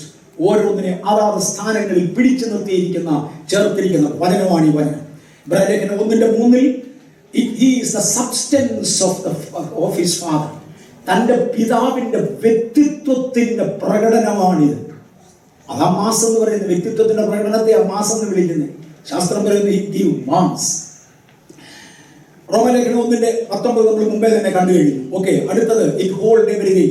It's a feminine effect, it bears everything. അടുത്തത് there is a doubt more than one he gave. തിരുവചന പ്രകാരം സൃഷ്ടിയിൽ പിതാവായ ദൈവവും പുത്രനാം ദൈവവും പരിശുദ്ധാത്മാവാം ദൈവവും ഒരുപോലെ ഉണ്ടായിരുന്നു എങ്കിൽ 3 ശബ്ദങ്ങളെങ്കിലും ഉണ്ടായിരുന്നു. ശാസ്ത്രജ്ഞന്മാരെ, അപ്പച്ചന്മാരെ, നിങ്ങൾക്കൊരു സംശയമേ ഉള്ളൂ, ഞങ്ങൾക്ക് ഉറപ്പ് ഇത് ഒരാളല്ല സൃഷ്ടിച്ചത്, 3 പേര് ചേർന്ന് ചെയ്തതാണ്. പിതാവാം ദൈവം ഭൂമിക്ക് അടിസ്ഥാനമിട്ടു യോബിൽ, പുത്രനാം തമ്പുരാൻ സൃഷ്ടിച്ചു, പരിശുദ്ധാത്മാവിന്റെ സാന്നിധ്യം അവിടെ ഉണ്ടായിരുന്നു എന്ന് 3 വാക്യങ്ങൾ വ്യക്തമാക്കുന്നു. മുന്നോട്ട് പോകാം. എത്ര കളറുണ്ടെന്ന് എണ്ണിക്കോണേ. 3 കളറാണോ? ഞാൻ എണ്ണീട്ട് 3 കളർ, 3 കളറുകൾ പുറത്തു വന്നു. 3 ബോക്സസ് പുറത്തിനകത്തുണ്ടായിരുന്നു. ഇനി ഗോഡ് പാർട്ടിക്കിൾസ് ആൻഡ് ഡൂംസ്ഡേ, ഞാൻ മുമ്പേ തന്നെ പറഞ്ഞു, ഈ സൃഷ്ടിച്ച വചനത്താൽ തന്നെ ഇതിനെ കത്തിക്കുന്ന അടുത്തൊരു ദിവസം വരും, അതിനെയാണ് ഡൂംസ്ഡേ എന്ന് വിളിക്കുന്നത്. ഇതാണ് നമ്മൾ കണ്ട പ്രപഞ്ചം. ഇതിനകത്ത് എത്രയായിരം കോടി നക്ഷത്രങ്ങളുണ്ടെന്ന് ആർക്കും അറിഞ്ഞുകൂടാ. എത്ര നക്ഷത്ര മണ്ഡലങ്ങളുണ്ട്? 10,000 കോടികളിൽ നക്ഷത്ര മണ്ഡലങ്ങൾ കിടക്കുക. നമ്മുടെ നക്ഷത്രമണ്ഡലം ഒരു സ്റ്റാൻഡേർഡ് ഗാലക്സിയാണ്. ഇതിനകത്ത് 30,000 കോടിക്കും 40,000 കോടിക്കും ഇടയിൽ നക്ഷത്രങ്ങളുണ്ട്. ഇതൊക്കെ നിരന്ന് കിടക്കുക. ഒരു വീട്ടിൽ 10 പിള്ളേരുണ്ടെങ്കിൽ എനിക്ക് പേരോർത്തിരിക്കാൻ എളുപ്പമല്ല. പക്ഷെ നക്ഷത്രങ്ങൾ ഇത്രയും ഉണ്ടെങ്കിൽ ഓരോ നക്ഷത്രത്തെയും പേര് പറഞ്ഞ് വിളിക്കുന്നവനാണ് ദൈവം. അവൻ നക്ഷത്രങ്ങളെ പേര് പറഞ്ഞ് വിളിക്കും. നമുക്ക് ഇങ്ങോട്ട് മാറാം. The invisible angels. ഞാൻ പോകാൻ തുടങ്ങുന്നത് ഏലിയൻസ് എവിടെ നിന്ന് വന്നോന്നാണ്. സൃഷ്ടിയെ കുറിച്ച് മാത്രം ഇതുവരെ കൊണ്ട് ഏറെക്കുറെ തൊട്ടു. തുടർന്നത് എന്തിനു വേണ്ടി നക്ഷത്രങ്ങളെ സൃഷ്ടിച്ചു? അവൻ നക്ഷത്രങ്ങളെ സൃഷ്ടിച്ചത് ത്രോൺസ്, ഡൊമിനിയൻസ്, ഓൾഡ്, അതിന്റെ പേരെല്ലാം അവിടെ കൊടുത്തിട്ടുണ്ട്. തുടർന്ന് എഫേസ്യ ലേഖനം 2-ാമത്തെ അധ്യായത്തിലേക്ക് വരുമ്പോൾ according to the princes of the power of the air and the spirit that there in നാ, വാഴ്ചകൾ, അധികാരങ്ങൾ, കർത്തൃത്വങ്ങൾ എന്നിവയ്ക്ക് പുറമെ ആകാശത്തിന്റെ അധിപതിക്കും അനുസരണക്കേടിന്റെ മക്കളിൽ ഇപ്പോൾ വ്യാപരിക്കുന്ന ആത്മാവിനും 5 വിഭാഗങ്ങളായി ബൈബിൾ ഇതിനെത്തിയിരിക്കുന്നു. 5 പ്രധാന വിഭാഗങ്ങൾ. അതിന് ഭയങ്കര അർത്ഥമുണ്ടാകും ആ നമ്പറിന്. അതുകൊണ്ടാണ് വരുന്നത്. കാരണം ഏലിയൻസ് പ്രധാനമായും 5 തരമാണെന്ന് ഇന്ന് ശാസ്ത്രജ്ഞന്മാർ പറയുന്നു. 5 വിഭാഗം ശക്തികളെ കുറിച്ച് ബൈബിൾ ചിത്രീകരിക്കുന്നു പലയിടങ്ങളിലായി. ഓക്കെ, ഈ 5 എണ്ണം ഒന്നെടുത്ത് കാണിച്ചത് മാത്രമേ ഉള്ളൂ. ദൈവം ഓരോ നക്ഷത്രങ്ങളിൽ പല വിഭാഗം ദൂതന്മാരെ വീതം പാർപ്പിച്ച കൂട്ടത്തിൽ ലൂസിഫറിനോട് ദൈവത്തിന് ഏറ്റവും സ്നേഹമായിരുന്നതിനാൽ ദൈവത്തിന്റെ സൃഷ്ടിയുടെ മണിമകുടമായിരുന്നവൻ. അന്ന് മനുഷ്യനില്ല, മനുഷ്യൻ ഉണ്ടാകുന്നതിന് മുമ്പാണ്. ലൂസിഫറിനെ സൃഷ്ടിച്ച സമയം അവനായിരുന്നു ദൈവത്തിന്റെ സൃഷ്ടിയുടെ മണിമകുടം. പ്രകാശത്തിൽ തികഞ്ഞവൻ, സൗന്ദര്യത്തിൽ തികഞ്ഞവൻ, അറിവിൽ തികഞ്ഞവൻ, കഴിവിൽ തികഞ്ഞവൻ.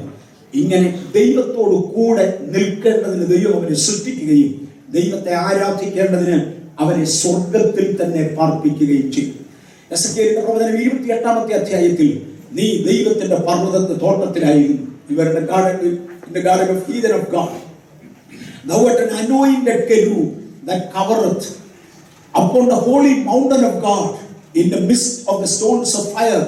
നീ ഇങ്ങനെ അകൃത്യം കാണുന്നത് വരെ നീ അവിടെയായിരുന്നു. എന്നാൽ നീ എന്റെ വിശുദ്ധ പർവ്വതത്തെ നിന്റെ പാപത്താൽ മലിനമാക്കി.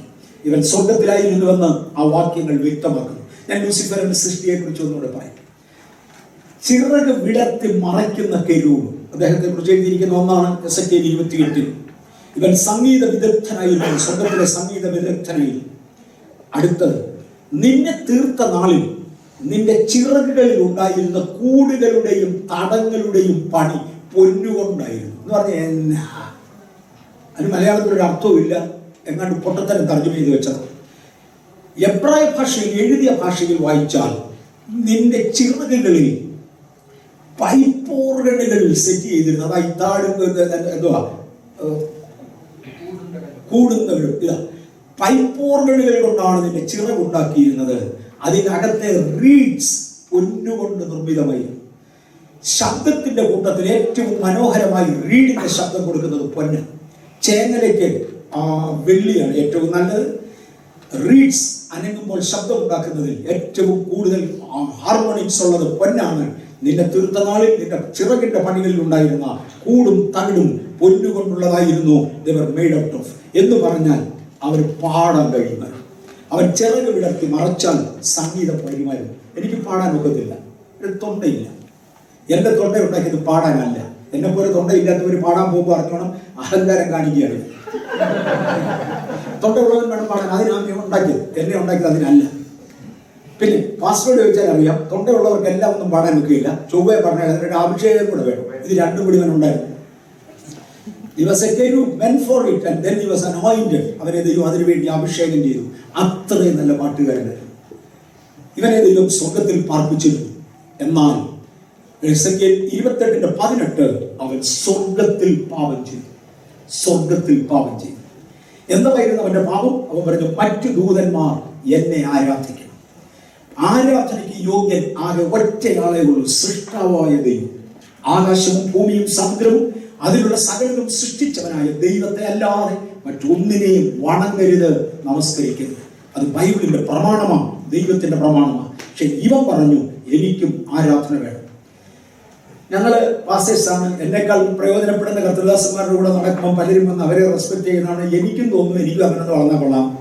അതെന്റെ അകത്തുള്ളത്. എല്ലാവർക്കും അങ്ങനെയുള്ളതാണ്. ചർച്ചിന് അടിപിടി ഉണ്ടാകുന്ന അതിനല്ലേ. അയാൾ മാത്രം പാസ്റ്ററായിട്ടിരുന്ന പറ്റിയില്ല, എനിക്കും അതുപോലെ ആകണം, ഞാൻ വേണേൽ പൊട്ടിച്ച് 4 ആക്കും, 4 പേർക്ക് ചാൻസ് എടുക്കട്ടെ. ഇതെല്ലാം പറയും. ഇവൻ തുടങ്ങിയത് ഇവിടെ. ഇവന് ഈ എനിക്ക് ആരാധന വേണമെന്നുള്ള തോന്നൽ വരികയും ഇവനെ സ്വർഗത്തിൽ നിന്ന് മാറ്റാൻ ദൈവം തീരുമാനിച്ചു. To be relocated. പക്ഷെ എവിടോട്ട് ഇടും? ഞാൻ എവിടെ തുടങ്ങിയത്? ഏലിയൻസിന്റെ ആരംഭം. ആദ്യമേ ദൂതന്മാരെ സൃഷ്ടിച്ചു. 2 പ്രധാന ദൂതന്മാരിൽ ഒരുവനായിരുന്ന ഈ ലൂസിഫർ സ്വർഗത്തിൽ വെച്ച് പാപം ചെയ്തു. ആകയാൽ അവനെ സ്വർഗത്തിൽ നിന്ന് മാറ്റാൻ ദൈവം തീരുമാനിച്ചു. പക്ഷെ എങ്ങോട്ട് മാറ്റും? അഴുകിനെ കളയാൻ സ്ഥലമില്ല. അവന് വേണ്ടി ഭൂമി സൃഷ്ടിച്ചു. പ്രപഞ്ചം 13.7 ബില്യൺ വർഷങ്ങൾക്ക് മുൻപേ ഉണ്ടായി. 4.5 ബില്യൺ വർഷങ്ങൾക്ക് പുറകിൽ എന്ന് പറഞ്ഞാൽ അടുത്തൊരു 9.2 ബില്യൺ വർഷങ്ങൾക്ക് ശേഷം ദൈവം ഭൂമിയെ സൃഷ്ടിച്ചു. ഭൂമിയെ സൃഷ്ടിക്കുമ്പോൾ ദൈവം ഇതിനൊരു നല്ല അടിത്തറയൊക്കെ കൊടുത്തു. വലിയ കാര്യമായിട്ട് അതിനെ സൃഷ്ടിച്ചത്. Earth was created for Lucifer. യോബിന്റെ പുസ്തകം 38:6-7 വാക്യങ്ങൾ വായിക്കുമ്പോൾ ഭൂമിക്ക് ദൈവം അടിസ്ഥാനം ഇടുമ്പോൾ ലൂസിഫറും അവന്റെ സൈന്യങ്ങളും പൊട്ടി ആർത്തു എന്ന് കാണാം. കാര്യം ഇതുവരെയും ദൈവത്തിന്റെ ഭരണത്തിന്റെ കീഴിൽ കിടക്കുകയായിരുന്നു. ഇനി സ്വതന്ത്രമായിട്ടൊന്നും താമസിക്കാമല്ലോ, നമ്മളെ മാറ്റിപ്പാർപ്പിക്കാൻ പോകാൻ. മാത്രമല്ല അടിസ്ഥാനമുള്ള ഏക ഗോളം ഭൂമിയാണ്. നക്ഷത്രങ്ങൾക്ക് പോലും അടിസ്ഥാനമില്ല. ദൈവം ഭൂമിക്ക് ഒരു അടിസ്ഥാനം ഇട്ടതോടെ എനിക്ക് പണിയുന്ന വീട് വലുതെന്ന് പറഞ്ഞ് ഇവൻ അഹങ്കരിച്ചു. ഇവൻ അവിടെ പൊട്ടി ആർത്തു, അവന് വേണ്ടി പണിതു. ഇപ്പോഴത്രേ പറയുന്നു. ഭൂമിയുടെ ഇത് നാസയുടെ സൈറ്റല്ല, ഒരു സയന്റിഫിക് സൈറ്റിൽ ഇവിടുന്ന് എടുത്തതാണ്, എഡ്യൂക്കേഷണൽ സൈറ്റിൽ നിന്ന് എടുത്തതാണ്. ഭൂമിക്ക് 7 ലെയർ അടിസ്ഥാനമുണ്ട്. അടിസ്ഥാനമുള്ള ഒറ്റ ഗ്രഹമേ ഉള്ളത് ഭൂമിയും. ഈ പ്രപഞ്ചത്തിൽ വേറൊന്നിനും അടിസ്ഥാനമില്ല. സ്വർഗത്തിനുണ്ട് ദൈവം ശില്പിയായി നിർമ്മിച്ചതും അടിസ്ഥാനമുള്ളതുമായ നഗരം സ്വർഗം. എന്നാൽ ഭൂമിക്കും ദൈവം ഒരു അടിസ്ഥാനമുണ്ട്. കാര്യം സ്വർഗത്തിന്റെ പ്രതിബിംബമാണിത്. ഞാൻ ആ പദ്ധതി വരും, ശകലം കഴിയുമ്പോൾ ഗൗരവമാണ്. സ്വർഗത്തിന്റെ പ്രതിബിംബമാണ്. സ്വർഗത്തിന് 12 അടിസ്ഥാനം, ഇതിന് 7 അടിസ്ഥാനം. 7 ലെയർ അടിസ്ഥാനം വിട്ട് ഭൂമിയെ ദൈവം പണിതു. ഇതാണ് ഭൂമി ഏറെക്കുറെ ഒരു നല്ല ചിത്രം. ദൈവം ഇത് പണിയുമ്പോൾ ലൂസിഫറിനെ ദൈവം ഇവിടോട്ടാക്കി. എസെക്കിയേലിന്റെ പ്രവചനം 28:18 നിന്നിൽ അശുദ്ധി കണ്ടതോടെ നീ എന്റെ വിശുദ്ധ സ്വർഗത്തെ അശുദ്ധമാക്കിയതിനാൽ ഞാൻ നിന്നെ അശുദ്ധനെന്നേണ്ടി എന്റെ ദേവപർവ്വതത്തിൽ നിന്നെ തള്ളി അവനെ ഭൂമിയിലേക്ക് മാറ്റി.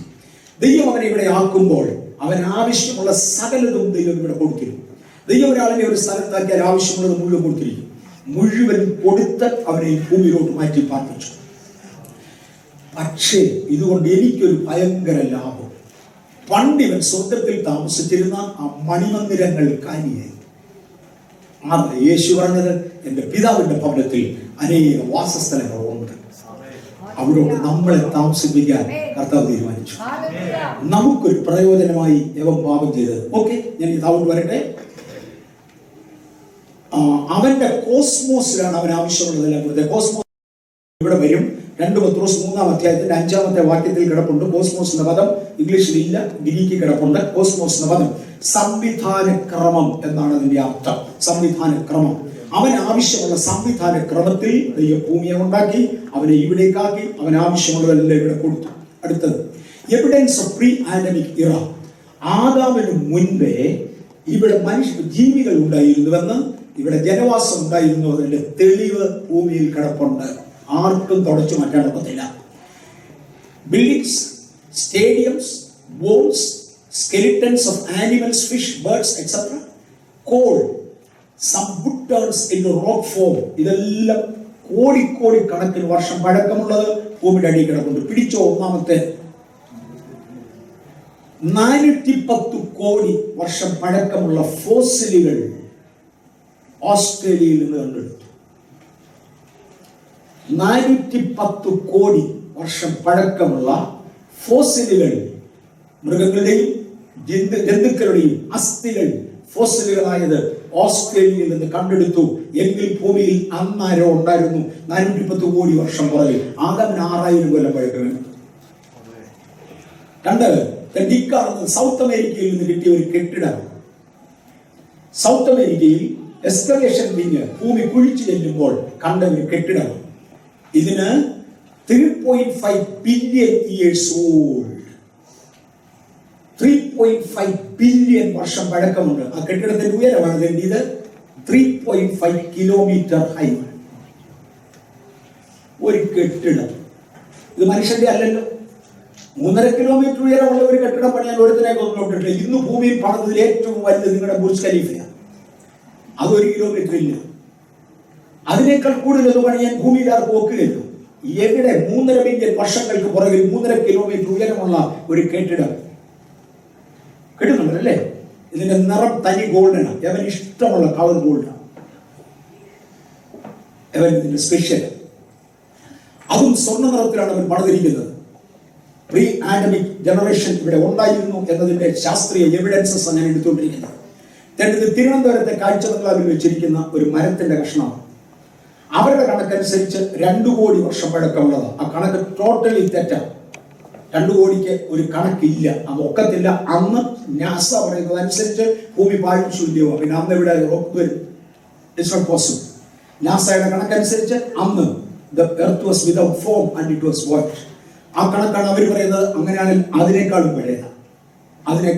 അങ്ങനെ മാറി he decided for ഇവനെ ഈ ഭൂമിയിലേക്ക് മാറ്റി താമസിക്കുന്നു. ഒരുപാട് കാര്യങ്ങൾ എടുക്കുന്നില്ല. 3.5 ബില്യൺ വർഷം പുള്ളി ഭൂമി താമസിച്ചു. അത് കഴിഞ്ഞപ്പോൾ അവൻ പറഞ്ഞു, ഞാൻ തിരിച്ച് സ്വർഗ്ഗത്തിൽ കയറും. ഞാൻ ദൈവത്തിന്റെ നക്ഷത്രങ്ങൾക്ക് മീതെ എന്റെ നക്ഷത്രം ഫിറ്റ് ചെയ്യും. ഞാൻ സകലത്തിനും മീതെ സർവ്വ അധിപതിയായി ഇരുന്നു വാഴും. ഇവൻ ദൈവത്തോട് റിബൽ ചെയ്യും. ഒരു കൂട്ടം ദൂതന്മാർ ഇവനോട് ചേർന്നു. ചൊവ്വാഗ്രഹത്തിലെ ശക്തികൾ ഇവനോട് ചേർന്ന് വിശ്വസിക്കപ്പെടുന്നു. ഒരു കൂട്ടം ശക്തികൾ ഇവനോട് ചേർന്നു. അവർ ചേർന്ന് പറഞ്ഞു, ഞങ്ങൾ ഇന്നിപ്പം അൽഫാ സെഞ്ചുറി ഗ്രൂപ്പിലുള്ളവർ ഇവനോട് ചേർന്ന് വരാൻ മനസ്സിലായി. 100 ലൈറ്റ് ഇയേഴ്സ് അകലെ വേറൊരു നക്ഷത്ര മണ്ഡലമുണ്ട്. അവിടെയാണ് ഇവരുടെ പ്രധാന ആസ്ഥാനങ്ങളിൽ ഒന്ന്. അവരിവരുടെ കൂടെ ചേർന്നതായിട്ട് ഉറപ്പായി. ഇങ്ങനെ ഒരുപാട് പേര് ഇവരോട് ചേർന്നു. ഇവരെല്ലാം കൂടെ ചേർന്ന് ദൈവത്തിനെതിരെ യുദ്ധം പ്രഖ്യാപിച്ചു.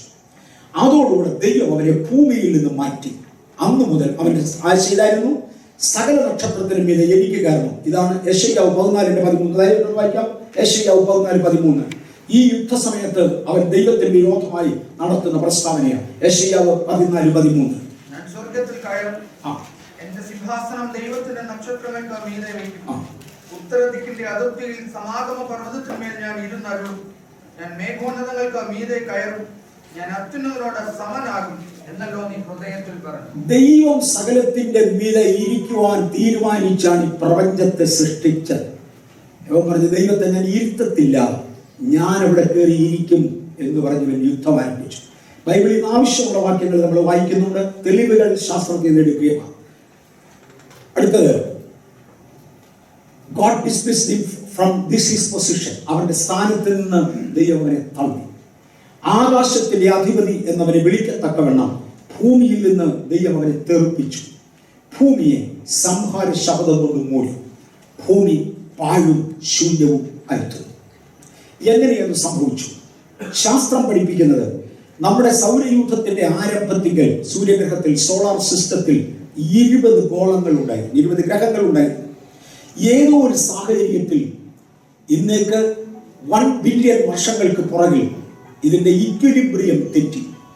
ഇക്വിലിബ്രിയം തെറ്റിയ സൗരയൂഥത്തിലെ ഗ്രഹങ്ങൾ അന്യോന്യം കൂട്ടിയിടിച്ചു. ഒരിടി കൊള്ളുമ്പോൾ ഇവൻ തെറിച്ചു മാറും. ഭൂമിയെ ആരൊക്കെ ഇടിച്ചോ അവരെല്ലാം പൊടിഞ്ഞു ഭസ്മമായി. അതാണ് ഇന്നത്തെ സ്പേസ് വേസ്റ്റ്. കാര്യം ഭൂമിക്ക് അടിസ്ഥാനമുണ്ട്, വേറൊന്നിനും അടിസ്ഥാനമില്ല. സ്വർഗത്തിന്റെ പ്രതിബിംബമായി രൂപീകരിക്കേണ്ടതിന് വേണ്ടി ദൈവം സൃഷ്ടിച്ച ഭൂമി, സൃഷ്ടിയിൽ ദൈവം അത് കണ്ടതാണ്. അതുകൊണ്ട് ഇതിന് അടിസ്ഥാനം ഇട്ടു. ഇടിച്ചവന്മാർ മുഴുവൻ പൊടിഞ്ഞു, ഭൂമി അവിടെ തന്നെ നിൽപ്പുണ്ട്. പക്ഷെ ഓരോ ഇടിയിലും ഇവൻ തെറിച്ചു. നാസ പറയുന്നത് ഏറ്റവും കുറഞ്ഞത് 5 പ്രാവശ്യം ഇതിന്റെ ഓർബിറ്റുകൾക്ക് അപ്പുറത്തേക്ക് ഇവൻ തെറിച്ചു. പുത്തൻ ഓർബിറ്റുകളിൽ കറങ്ങി 5 പ്രാവശ്യം എങ്കിലും കറങ്ങി തെറിച്ചതിനാൽ ഐസ് ഏജ് എന്നറിയപ്പെടുന്ന കാലഘട്ടം ഉണ്ടായി. ഐസ് ഏജിൽ ഭൂമി 1 ബില്യൺ വർഷം, 100 കോടി വർഷം കിടന്നു. ഭൂമി പാഴായി, ഭൂമി ശൂന്യമായി. തോഹുവ ബോഹുവ എന്നാണ് അതിനെ എബ്രായ ഭാഷയിൽ വിളിക്കുന്നത്. അങ്ങോട്ടൊന്നും പോകുന്നില്ല. യെരമ്യാ പ്രവചനം 4:23 മുതൽ 27 വരെ, യോബിന്റെ പുസ്തകം 9:4 മുതൽ 7 വരെ, സങ്കീർത്തനങ്ങൾ 18:7, 8, 13, സങ്കീർത്തനങ്ങൾ 104:1 മുതൽ 8 വരെയുള്ള വാക്യങ്ങൾ വായിച്ചാൽ ഗ്രഹങ്ങൾ കൂട്ടിയിടിച്ചു, തീ പുറപ്പെട്ടു, ഹിമം പുറപ്പെട്ടു, പലതും സംഭവിച്ചു. ഒടുവിൽ ദൈവം അതിനു വേണ്ടി, ഭൂമിക്ക് വേണ്ടി നിർണയിച്ചിരുന്ന സ്ഥലത്തേക്ക് അതിനെ നീക്കിക്കളഞ്ഞു. 5ാമത്തെ ഓർബിറ്റിലേക്ക് അവൻ മാറി. തുടർന്ന് ദൈവം ഇതിനെ റിസ്റ്റോർ ചെയ്യാൻ തീരുമാനിച്ചു. ഇനിയത്തെ ഇച്ചിരി ആത്മയുദ്ധം തുടങ്ങുന്നത് ഇവിടെ. ഇപ്പം ഏലിയൻസിന്റെ ആരംഭം കിട്ടിയോ? ഇവരെയാണ് ഏലിയൻസ് എന്ന് വിളിക്കുന്നത്. ഈ റിബൽ ചെയ്ത ശക്തികളെയാണ് ഏലിയൻസ് എന്ന് വിളിക്കുന്നത്. അന്യഗ്രഹ ജീവികൾ, ദൈവത്തിന്റെ പദ്ധതിയിൽ നിന്ന് വിട്ടുപോയവർ, ദൈവത്തിന്റെ സിവിലൈസേഷനിൽ നിന്ന് തെറ്റിയവർ. അവരുടെ സിവിലൈസേഷനെയാണ് എക്സ്ട്രാ ടെറസ്ട്രിയൽ സിവിലൈസേഷൻ എന്ന് വിളിക്കുന്നത്. അതിനെയാണ് ദൈവിക സിവിലൈസേഷനിൽ നിന്ന് തെറ്റിയവർ. ഇതിനെ ഒരുമിച്ച് വിളിക്കുന്ന പേരാണ് aliens. Demons are aliens, aliens are demons എന്നിത്യാദി ഒരുപാട് ലേഖനങ്ങൾ കാണാം. ഒരുമാതിരി തിരുവചനവും ശാസ്ത്രവും മനസ്സിലാകുന്നവർ മുഴുവൻ ഈ തത്വം അംഗീകരിച്ചു. അവർക്ക് അംഗീകരിക്കാതിരിക്കാൻ ഒക്കുകയില്ല. ഞാൻ ഈ പറഞ്ഞ പോലുള്ള തെളിവുകളാണ്. ഇനി earth was formless, it was without form and void. ഞാനത് എടുക്കുന്നതിൽ ഒന്ന് തൊട്ടതാണ്. ഭൂമിയെ തിരിച്ചു കൊണ്ടുവരാൻ ദൈവം തീരുമാനിച്ചു. ഇത് നഷ്ടപ്പെട്ട് കറങ്ങിയ ഇടത്തുനിന്ന് ഭൂമിയെ ദൈവം തിരിച്ചു കൊണ്ടുവരിക. ആദ്യമേ ദൈവം പറഞ്ഞു വെളിച്ചമുണ്ടാകട്ടെ. ഞാൻ അവിടെ ഒരു വാചകം ഒന്ന് തൊട്ടോട്ടെ. സൃഷ്ടിച്ചു എന്നതിന് ബാറ എന്ന പദമാണ് ഉപയോഗിച്ചിരിക്കുന്നത്. ഇല്ലായ്മയിൽ നിന്ന് ഉളവാക്കുക, ബാറ എബ്രായ ഭാഷയിൽ. പ്രപഞ്ച സൃഷ്ടി, ഭൂമിയിലെ റിസ്റ്റോറേഷനിൽ 1ാമത്തെ ദിവസം വെളിച്ചം ഉണ്ടാകട്ടെ എന്ന് പറഞ്ഞപ്പോൾ ഹായ എന്ന വാക്കാണ് ഉപയോഗിച്ചിരിക്കുന്നത്. ഉണ്ടാകട്ടെ എന്ന് മലയാളത്തിലേക്ക് എഴുതി വെച്ചു. ലെറ്റ് ദേർ ബി എന്ന ഇംഗ്ലീഷിൽ കൊടുത്തത് അത് ഉണ്ടാകട്ടെ എന്നല്ല. ലെറ്റ് ദേർ ബി എന്നുള്ള പദത്തിന്റെ അർത്ഥം ഉണ്ടാകട്ടെ എന്നല്ല. മലയാളത്തിലേക്ക് തർജ്ജമ ചെയ്താൽ അങ്ങനെ ആക്കി കളഞ്ഞതേ ഉള്ളൂ. അതിന്റെ ഒറിജിനൽ വേർഡ് ഇതാണ്, ബാറ, ഉണ്ടായി വരാം, ഉളവായി വരാം. 2 ഹായ. ഹായ എന്ന് പറഞ്ഞാൽ മടങ്ങി വരാമെന്ന്. മടങ്ങി വരാം. Let there B, it's A word of permission. നമ്മൾ മുമ്പേ എടുത്തായിരുന്നു യോബിന്റെ പുസ്തകം 4:23 മുതൽ 27 വരെ. ഈ വാക്യങ്ങൾ വായിച്ചാൽ പക്ഷികളെ പറന്നു പോകുകയും എന്നവൻ കൽപ്പിച്ചു. പണ്ടിവിടെ പക്ഷികൾ ഉണ്ടായിരുന്നു, അതങ്ങ് പറന്നുപോയി. അവൻ സൂര്യനെ പൊതിഞ്ഞു കെട്ടി, നക്ഷത്രങ്ങളെ പൊതിഞ്ഞു കെട്ടി സൂര്യനോട് ഉദിക്കരുതെന്ന് പറഞ്ഞു. എന്ന് പറഞ്ഞാൽ ഓരോ പരിധിയിൽ ഇവനെ തള്ളുക. ഒരു പരിധിയിൽ സൂര്യനെ കാണാതായപ്പോൾ സൂര്യനെ പൊതിഞ്ഞു കെട്ടി, സൂര്യനോട് ഉദിക്കരുതെന്ന് പറഞ്ഞു. അടുത്ത കോളം വന്ന് ഇടിച്ചു, ഇവൻ അവിടുന്ന് തെറിച്ചു. നക്ഷത്രങ്ങളുടെ വെളിച്ചം അടുക്കാതെയായി, അവൻ നക്ഷത്രങ്ങളെ പൊതിഞ്ഞു കെട്ടി. ഇങ്ങനെ ദൈവം തടഞ്ഞു നിർത്തിയതിന് തിരിച്ചു വരുവാൻ അനുവദിക്കുന്ന പദമാണ് ലെറ്റ് ദെയർ ബി. എന്റെ ക്ലാസ്സിൽ 10 സ്റ്റുഡന്റ് ഉണ്ടായിരുന്നു. ഒരുത്തൻ ഹോംവർക്ക് ചെയ്യാൻ ഇതുകൊണ്ട് ഞാൻ അവനെ ഇറക്കി വിട്ടു, വീട്ടിൽ പോകണം. ചെറുക്കം വെളിയിൽ നിന്ന് കരയുന്ന കണ്ടുകൊണ്ട് ഹെഡ് മാസ്റ്റർ പറഞ്ഞു ലെറ്റ് ഹിം ബി. അതാണ് ഇംഗ്ലീഷിൽ ഉപയോഗിച്ചിരിക്കുന്ന പദം ലെറ്റ് ദെയർ ബി. ഞാൻ തടഞ്ഞു നിർത്തിയ വെളിച്ചമേ തിരിച്ചു വരാം, ഞാൻ കളഞ്ഞ പക്ഷികളെ മടങ്ങി വരാം. Let there be. ആ 6 ദിവസം കൊണ്ട് സൃഷ്ടിയല്ല, സൃഷ്ടിയുടെ പുനരുത്ഥാനമാണ്. സൃഷ്ടി നടന്നത് ആദിയിൽ, സൃഷ്ടിയുടെ പുനരുത്ഥാനം നടന്നു. ആദിയിൽ വെളിച്ചം ഉണ്ടാകട്ടെ എന്ന് ആവശ്യപ്പെട്ടു, വെളിച്ചം ഉണ്ടായിരുന്നു. എത്ര മണി വരെ? നമ്മൾ 4 ദിവസം കൊണ്ടുണ്ട്. 4 ദിവസം കൊണ്ട് ഇത് മനസ്സിലാക്കുന്ന ലെവലാണല്ലോ. എനിക്ക് തോന്നുന്നു 4 ദിവസം ഉള്ളതുകൊണ്ട് ഞാൻ അങ്ങനെ സെറ്റ് ചെയ്യാൻ നോക്കുകയാണ്. നമുക്കിത് മനസ്സിലാവും. ഞാൻ ഇപ്പോൾ എളുപ്പം ഒരു 5 മിനിറ്റ് കൊണ്ട് നിർത്തിയേക്കാം. ഇതിനെ മുഴുവനും ദൈവം ഈ ഓരോന്നിനെ തിരിച്ചുകൊണ്ട്, ആദ്യത്തെ ദിവസം പറഞ്ഞു വെളിച്ചം ഉണ്ടാകട്ടെ, വെളിച്ചം ഉണ്ടായി. പക്ഷെ സൂര്യൻ ഉണ്ടായത് 4-ാം ദിവസം അറിയാമോ? 1-ാം ദിവസം സൂര്യനില്ല, പിന്നെ എവിടുന്ന വെളിച്ചം വന്നു? ഇത് നക്ഷത്രമണ്ഡലത്തിന്റെ വെളിയിൽ പോയി. തിരിച്ചു വരുന്ന വഴി ഏതോ നക്ഷത്രത്തിന്റെ വെളിച്ചം അടിച്ച്. 4-ാമത്തെ ദിവസമാണ് സൂര്യന്റെ പരിധിയിൽ പുള്ളി മടങ്ങി വരുന്നത്. 5 ഓർബിറ്റേഷനിൽ ചേഞ്ച് ആയിരുന്നു. അതിൽ 4-ാമത്തെ ദിവസമാണ് സൂര്യനിൽ വട്ടം കറങ്ങിക്കൊണ്ടിരുന്ന ഓർബിറ്റിൽ പുള്ളി മടങ്ങി വരുന്നത്. പക്ഷികളെ ദൈവം കൂട്ടത്തോടെ ശാസിച്ചു, തിരിച്ചു പറഞ്ഞു, let the fowls let there be fowls. മത്സ്യങ്ങൾക്ക് മടങ്ങി വരാം, സസ്യങ്ങൾക്ക് മടങ്ങി വരാം. ഓരോന്നിനെ ദൈവം തിരിച്ചു വിളിച്ചു. പക്ഷേ ദൈവം ഇതിനെ തിരിച്ചു കൊണ്ടുവരുമ്പോൾ ദൈവത്തിന്റെ സ്വർഗത്തിന്റെ റിപ്ലിക്കയാക്കി ഇതിനെ മാറ്റാൻ തീരുമാനിച്ചു. ഭയങ്കര ഗൗരവമുള്ള ഒരു ബേസ് ഇട്ടേച്ച് പോവുക. നാളെ തുടരാൻ സ്വർഗത്തിന്റെ റിപ്ലിക്ക, അതിന്റെ പ്രതിബിംബമാക്കി ഇതിനെ മാറ്റാൻ തീരുമാനിച്ചു. വേറൊരു ഭാഷയിൽ സ്വർഗത്തിന്റെ കോളനിയാക്കാൻ തീരുമാനിച്ചു. ഒരു കോളനി എന്ന് പറഞ്ഞാൽ എന്തുവാ? നമുക്കറിയാം, ഇന്ത്യ ബ്രിട്ടീഷുകാരുടെ കോളനിയാണ്. നിങ്ങൾക്ക് ഇവിടെ റോഡിന്റെ വലതുവശത്തൂടെ കാർ ഓടിക്കാൻ ഇന്ത്യയിൽ വരെ പോവുകയില്ല. കാര്യം ബ്രിട്ടീഷ് റൂൾ അവിടെ, ബ്രിട്ടന്റെ സിസ്റ്റം അവിടെ ഇന്നും നിലനിൽക്കുന്നത്. ഇടത്തൂടെ കാർ ഓടിക്കാൻ നോക്കും. ഇംഗ്ലീഷ് എഴുതുന്ന കൂട്ടത്തിൽ ഈസി അമേരിക്കൻ സ്പെല്ലിംഗ്, അത് എഴുതിയ ക്ലാസ്സിൽ തോറ്റുപോകും ഇന്ത്യയെ. കാര്യം ബ്രിട്ടീഷ് ഇംഗ്ലീഷേ പറ്റുള്ളൂ. ബ്രിട്ടന്റെ റൂൾ ഇന്ത്യയിൽ ഇന്നും നിൽക്കാൻ കാര്യം ഇത് അവരുടെ കോളനിയായിരുന്നു. പണ്ട് മൊത്തം അവരുടെ റൂളായിരുന്നു. ഇതുപോലെ സ്വർഗത്തിന്റെ നിയമങ്ങൾ ഭൂമിയിൽ വന്നെങ്കിൽ മാത്രമേ ഇത് ദൈവത്തിന്റെ കോളനി ആകത്തുള്ളൂ. സ്വർഗത്തിന്റെ കോളനി. 2, ബ്രിട്ടീഷുകാരുടെ കോളനിയായി ഇന്ത്യ ആയിരുന്നപ്പോൾ ഒരു ബ്രിട്ടീഷുകാരൻ വൈസ്രോയി അവിടെ ഭരിക്കുമായിരുന്നു. ഒരു വൈസ്രോയിയെ മറ്റൊരു രാജ്യക്കാരനെ ആക്കാൻ ഒക്കത്തില്ല. ഒരു ആഫ്രിക്കനെ പിടിച്ച് ഇന്ത്യ ബ്രിട്ടീഷുകാരുടെ വൈസ്രോയി ആക്കാൻ ഒക്കത്തില്ല, ചൈനക്കാരനെ ആക്കാൻ ഒക്കത്തില്ല, അമേരിക്കക്കാരനെ ആക്കാൻ ഒക്കത്തില്ല. ഗവർണറാക്കാം, കളക്ടറാക്കാം, പലതും ആക്കാം. പക്ഷേ വൈസ്രോയി എന്ന സ്ഥാനം വേണമെങ്കിൽ ഒറിജിനൽ കിങ്ഡത്തിൽ നിന്ന് വന്നവനായിരിക്കണം. അവന്റെ തൊലിയുടെ നിറം, അവന്റെ ഡ്രസ് കോഡ്, അവന്റെ കണ്ണിന്റെ നിറം ഒറിജിനൽ ബ്രിട്ടീഷുകാരന് മാത്രമേ ബ്രിട്ടീഷുകാരന്റെ കോളനിയിൽ വൈസ്രോയി ആയിരിക്കാൻ ഒക്കത്തുള്ളൂ. ദൈവം ഭൂമിയെ ദൈവത്തിന്റെ കോളനിയാക്കാൻ തീരുമാനിച്ചു. പക്ഷെ ഭൂമി തിരിച്ചു വരുമ്പോൾ സാത്താൻ തിരിച്ചു വരും. പോയ ലൂസിഫർ തിരിച്ചു വരും. അവൻ വന്ന കേറാതിരിക്കാൻ ഒരു പരിപാടി ദൈവം ചെയ്തു. മുമ്പേ ഞാൻ കോസ്മോസ് എന്നൊരു പദം ഉപയോഗിച്ചായിരുന്നു. 2 പത്രോസ് 3:5 ഗ്രീക്ക് കിടപ്പുണ്ട്. അന്നുണ്ടായിരുന്ന ആകാശവും അന്നുണ്ടായിരുന്ന ഭൂമിയും ആ വചനത്താൽ നശിച്ചുപോയി. അത് മലയാളം തർജ്ജമയാണ്. ഗ്രീക്കിൽ അന്നുണ്ടായിരുന്ന ആകാശവും അന്നുണ്ടായിരുന്ന കോസ്മോസും മാറിപ്പോയി. ലൂസിഫറിന് കയറാൻ കൊള്ളുകയില്ലാത്ത ഒരു കോസ്മോസിൽ ഭൂമിയാക്കി. ഒരു ദൂതൻ ഇവിടെ വന്ന് താമസിക്കാൻ ഒക്കാത്ത ഒരു കോസ്മോസിൽ ഭൂമിയാക്കി. അതിനായ ബില്യൺ ഇയേഴ്സ് എടുത്ത് മനുഷ്യൻ ആവശ്യമുള്ള കോസ്മോസ്, നമുക്ക് ആവശ്യമുള്ള സൂര്യരശ്മി, വിഷങ്ങൾ ഫിൽട്ടർ ചെയ്ത ശേഷം വേണ്ട രശ്മി മാത്രം കിടക്കും. നമുക്ക് ആവശ്യമുള്ള വായു, കേടായ വായു മാറ്റി നമുക്ക് ആവശ്യമുള്ള ഫിൽട്രേഷൻ, നമുക്ക് ആവശ്യമുള്ള ഓക്സിജൻ, രാത്രിക്ക് 12 മണിക്കൂർ, പകലിന് 12 മണിക്കൂർ, ചൂട്, എല്ലാം മനുഷ്യന് ജീവിക്കാൻ കൊള്ളാവുന്ന കോസ്മോസിൽ ദൈവം ഭൂമിയെ കൊണ്ടുവന്നു. ദൂതൻ ഇവിടെ പാർക്കാൻ ഒക്കുകയില്ല. ഇത് അവന്റെ കോസ്മോസ് അല്ല, ഇവിടെ കൊണ്ടുവന്നു. ദൈവത്തിന് ഈ ഭൂമിക്ക് മീതെ വാഴുവാൻ ഒരാൾ വേണം. അതിന് ദൈവം ആദമിനെ ഉണ്ടാക്കി. ആദമിനെ സൃഷ്ടിച്ചത് നാളെ നമ്മളെ കൊണ്ട് തുടങ്ങും. ദൈവത്തിന്റെ സാദൃശ്യത്തിലും ദൈവത്തിന്റെ സ്വരൂപത്തിലും. കാര്യം ദൈവത്തിന്റെ വൈസ്രോയിയാണ്, സ്വർഗത്തിലെ ദൈവത്തിന്റെ പ്രതിനിധിയാണ്.